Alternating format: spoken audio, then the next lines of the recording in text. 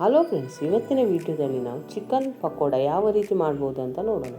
ಇಲ್ಲಿ ಅರ್ಧ ಕೆಜಿ ಚಿಕನ್ಗೆ ಒಂದು ಅರ್ಧ ಚಮಚದಷ್ಟು ಉಪ್ಪನ್ನು ಹಾಕ್ಕೊಂಡು ಚಿಟಿಕೆ ಅರಿಶಿಣವನ್ನು ಕೂಡ ಇಲ್ಲಿ ಹಾಕ್ಕೊಂಡಿದ್ದೇನೆ ಫ್ರೆಂಡ್ಸ್. ಒಂದು 2-3 ಟೇಬಲ್ ಸ್ಪೂನಷ್ಟು ಅಚ್ಕಾರದ ಪುಡಿಯನ್ನು ಕೂಡ ಸೇರಿಸ್ಕೊಂಡಿದ್ದೇನೆ. ನಿಮಗೆ ಸ್ವಲ್ಪ ಸ್ಪೈಸಿ ಬೇಕಂದರೆ ಜಾಸ್ತಿನೇ ಸೇರಿಸ್ಕೋಬೋದು.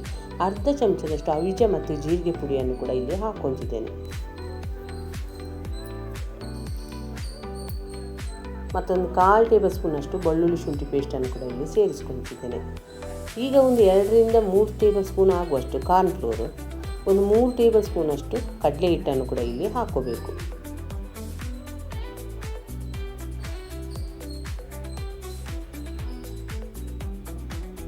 ಈಗ ಇದಕ್ಕೆ ಒಂದು ಸ್ವಲ್ಪ ವಿನಿಗರ್ ಅಥವಾ ಲಿಂಬೆಹಣ್ಣನ್ನು ಸೇರಿಸ್ಕೊಬೋದು ಫ್ರೆಂಡ್ಸ್. ನಾನೊಂದು ಅರ್ಧ ಹೋಳು ಲಿಂಬೆಹಣ್ಣನ್ನು ಇದಕ್ಕೆ ಹಾಕ್ಕೊತಿದ್ದೇನೆ.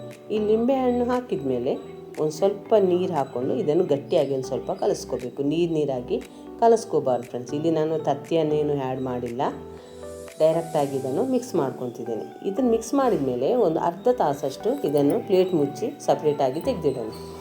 ಫ್ರೆಂಡ್ಸ್, ಯಾರಾದರೂ ಈ ಚಾನಲನ್ನು ಹೊಸದಾಗಿ ನೋಡೋದಾದರೆ ಈ ಚಾನಲನ್ನು ಸಬ್ಸ್ಕ್ರೈಬ್ ಮಾಡ್ಕೊಳ್ಳಿ. ಬೆಲ್ ಐಕಾನ್ ಆಲ್ ಸೆಟ್ ಮಾಡಿದರೆ ನಾನು ಮಾಡೋ ವಿಡಿಯೋ ನಿಮಗೆ ನೋಟಿಫಿಕೇಷನಲ್ಲಿ ಬಂದುಬಿಡುತ್ತೆ ಫ್ರೆಂಡ್ಸ್. ಈಗ ಆವಾಗಲೇ ಎಣ್ಣೆಯನ್ನು ಫ್ರೈ ಮಾಡೋದಕ್ಕೆ ಇಟ್ಟಿರುವುದರಿಂದ ಚಿಕನನ್ನು ಈಗ ಅದರಲ್ಲಿ ಹಾಕ್ತಿದ್ದೇನೆ ಫ್ರೆಂಡ್ಸ್. ಈ ಚಿಕನನ್ನು ಎಣ್ಣೆಯಲ್ಲಿ ಫ್ರೈ ಮಾಡಬೇಕಂದ್ರೆ ಮೀಡಿಯಮ್ ಉರಿಯಲ್ಲಿಟ್ಟು ಫ್ರೈ ಮಾಡ್ಕೋಬೇಕು ಫ್ರೆಂಡ್ಸ್. ಆದರೆ ನಾನು ಇಲ್ಲಿ ಒಂದು ನಿಮಗೆ ಟಿಪ್ಸ್ ಹೇಳ್ಬೇಕಂತ ಇಷ್ಟಪಡ್ತಿದ್ದೇನೆ ಫ್ರೆಂಡ್ಸ್. ಯಾಕೆ ಚಿಕನ್ ಪಕೋಡ ಯಾಕೆ ಕ್ರಿಸ್ಪಿನೆಸ್ ಆಗಿ ಬರುತ್ತೆ ಅಂದರೆ, ಈಗ ಇದನ್ನು ಒಂದು ಸಲ ಎಣ್ಣೆಯಲ್ಲಿ ಅರ್ಧಂಬರ್ಧ ಫ್ರೈ ಮಾಡ್ಕೋಬೇಕು ಫ್ರೆಂಡ್ಸ್.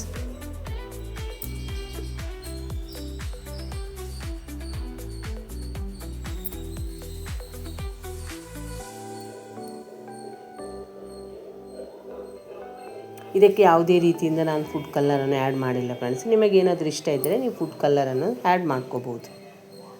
ಈಗ ಅರ್ಧಂಬರ್ಧ ಫ್ರೈ ಮಾಡಿದ ಮೇಲೆ ಎಣ್ಣೆಯಿಂದ ನಾನು ತೆಗೆದಿಡ್ತಿದ್ದೇನೆ ಫ್ರೆಂಡ್ಸ್.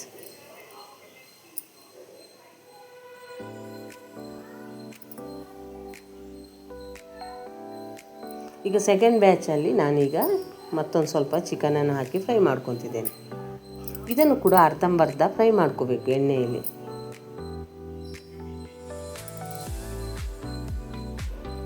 ಇದನ್ನು ಅರ್ಧಂಬರ್ಧ ಎಣ್ಣೆಯಲ್ಲಿ ಫ್ರೈ ಮಾಡಿದ ಮೇಲೆ ಅದನ್ನು ತೆಗೆದ ಮೇಲೆ ಫ್ರೆಂಡ್ಸ್, ನೀವು ಫಸ್ಟ್ ಅರ್ಧಂಬರ್ಧ ಫ್ರೈ ಮಾಡಿ ತೆಗೆದಿಟ್ಟಂಥ ಚಿಕನನ್ನು ಮತ್ತೊಂದು ಸಲ ಎಣ್ಣೆಯಲ್ಲಿ ಫ್ರೈ ಮಾಡ್ಕೋಬೇಕು ಫ್ರೆಂಡ್ಸ್. ಆದರೆ ಚಿಕನ್ ಸ್ವಲ್ಪ ಬೆಚ್ಚಗೆನೇ ಇರಬೇಕು. ಪೂರ ತಣ್ಣಗಾದ ಮೇಲೆ ಎಣ್ಣೆಯಲ್ಲಿ ಹಾಕಬಾರ್ದು, ಆವಾಗ ಎಣ್ಣೆಯನ್ನಷ್ಟೇ ಅದು ಹೀರ್ಕೊಳ್ಳುತ್ತೆ ಫ್ರೆಂಡ್ಸ್. ಆದರೆ ಒಂದು ಸ್ವಲ್ಪ ಬೆಚ್ಚಗಿದ್ದಾಗಲೇ ನೀವು ಹಾಕಿ ಮತ್ತೊಂದು ಸಲ ಫ್ರೈ ಮಾಡಿದರೆ ಅದು ತುಂಬ ಕ್ರಿಸ್ಪಿನೆಸ್ ಆಗಿ ಬಂದುಬಿಡುತ್ತೆ ಫ್ರೆಂಡ್ಸ್. ಈಗ ಇದು 2ನೇ ಬ್ಯಾಚ್ ಹಾಕಿರೋ ಚಿಕನನ್ನು ತೆಗೆದ ಮೇಲೆ ನಾನು ಫಸ್ಟ್ ಬ್ಯಾಚ್ ತೆಗೆದಿಟ್ಟಂತಹ ಚಿಕನನ್ನು ಮತ್ತೊಂದು ಸಲ ಎಣ್ಣೆಯಲ್ಲಿ ಹಾಕ್ಕೊಂಡು ಒಂದು 2 ಸೆಕೆಂಡಷ್ಟು ಅಷ್ಟೇ ಫ್ರೈ ಮಾಡ್ಕೊತಿದ್ದೇನೆ ಫ್ರೆಂಡ್ಸ್. ಆದರೆ ತುಂಬ ಕ್ರಿಸ್ಪಿನೆಸ್ ಆಗಿ ಬಂದುಬಿಡುತ್ತೆ. ನೀವು ಬೇಕಂದರೆ ಟ್ರೈ ಮಾಡಿ. ಯಾವ ರೀತಿ ಬಂತು ಅಂತ ನನಗೆ ಕಾಮೆಂಟ್ ಸೆಕ್ಷನಲ್ಲಿ ತಿಳಿಸ್ಬೋದು ಫ್ರೆಂಡ್ಸ್.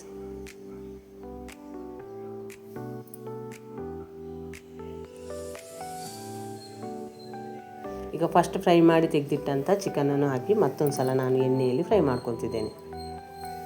ರೆಸ್ಟೋರೆಂಟ್ಗಳಲ್ಲೂ ಕೂಡ ಇದೇ ಪ್ರೊಸೀಜರನ್ನು ಫಾಲೋ ಮಾಡ್ತಾರೆ ಫ್ರೆಂಡ್ಸ್. ನೀವು ಬೇಕಂದರೆ ಟ್ರೈ ಮಾಡ್ಬೋದು.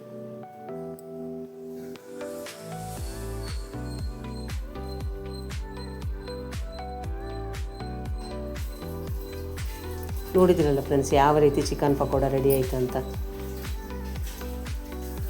ಈ ವಿಡಿಯೋ ಇಷ್ಟ ಆದರೆ ಲೈಕ್ ಮಾಡಿ, ಶೇರ್ ಮಾಡಿ, ಆದಷ್ಟು ನಮ್ಮ ಚಾನಲ್ಗೆ ಸಪೋರ್ಟ್ ಮಾಡಿ ಫ್ರೆಂಡ್ಸ್. ಈಗ 2ನೇ ಬ್ಯಾಚ್ ತೆಗೆದಿಟ್ಟಂಥ ಚಿಕನನ್ನು ಕೂಡ ಹಾಕಿ ನಾನು fry ಮಾಡ್ಕೊತಿದ್ದೇನೆ friends.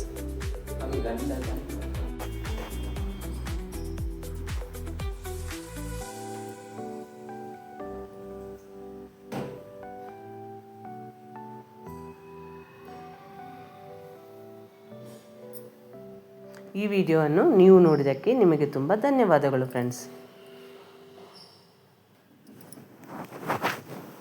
Hasta la vista, hasta la vista.